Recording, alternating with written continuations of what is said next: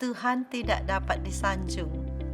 Firman Tuhan diambil dari Matius 6 ayat 7 dan 8. Berkata lagi pula dalam doamu itu, janganlah kamu bertele-tele seperti kebiasaan orang yang tidak mengenal Allah. Mereka menyangka bahwa karena banyaknya kata-kata, doanya akan dikabulkan. Ayat yang ketujuh.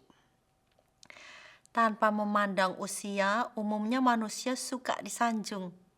Bahkan manusia terampil menggunakan kata-kata sanjungan untuk lebih mudah mendapatkan teman, lebih mudah mendapatkan perhatian, atau lebih mudah mendapatkan apa yang diinginkan. Banyak orang menganggap Tuhan itu seperti manusia yang menyukai sanjungan. Sehingga ketika mencari Tuhan dan berdoa, ia memperlakukan Tuhan seperti ia memperlakukan manusia. Ia menggunakan kata-kata sanjungan untuk mengambil hati Tuhan dan menyangka bahwa Tuhan bisa dimanipulasi dengan kata-kata indah. Ketika berdoa, apakah Anda menghabiskan banyak waktu merangkai kata-kata indah untuk memberi kesan tertentu? Atau apakah Anda tidak berani berdoa karena tidak tahu mau bilang apa? Entah Anda tergolong orang yang pandai berkata-kata atau orang yang tidak tahu bagaimana berbicara kepada Tuhan, kita bisa bersama-sama belajar dari apa yang Tuhan Yesus katakan kepada murid-muridnya ketika ia mengajar mereka berdoa. Tuhan Yesus mengajarkan supaya hati kita bersandar pada fakta bahwa Bapa kita di sorga tahu apa yang kita perlukan sebelum kita meminta.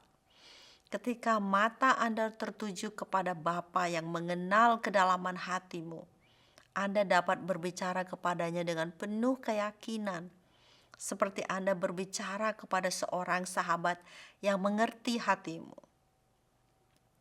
Ketika laptop saya bermasalah, saya menelpon seorang teman yang tahu tentang laptop.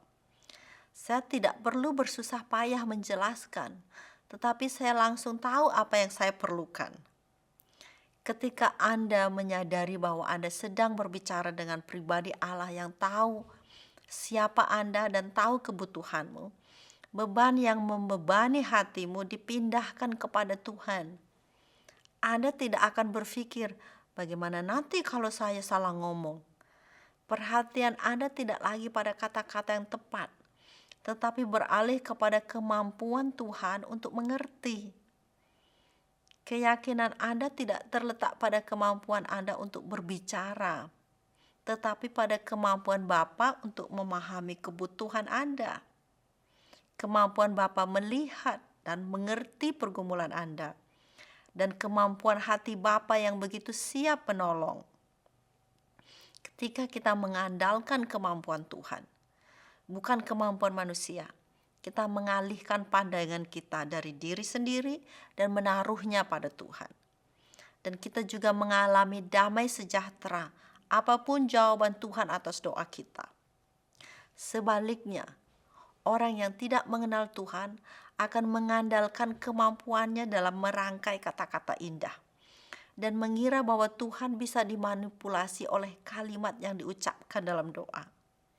Dia memperlakukan seolah-olah Tuhan itu buta.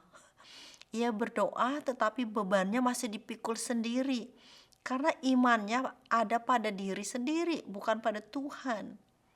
Tuhan Yesus katakan, jadi janganlah kamu seperti mereka, karena Bapamu mengetahui apa yang kamu perlukan sebelum kamu minta kepadanya. Matius 6 ayat 8. Kalau Anda belum pernah berdoa dan bertanya-tanya bagaimana bisa memulai doa, saya sarankan jangan langsung memikirkan kata-kata apa yang akan Anda ucapkan. Tetapi mulai dengan mengingat bahwa Anda akan berbicara dengan Tuhan yang sangat mengenal kepribadian Anda dan yang tahu apa yang Anda perlukan sebelum Anda minta. Kalau Anda lakukan ini, Anda memulai doa dengan iman yang benar.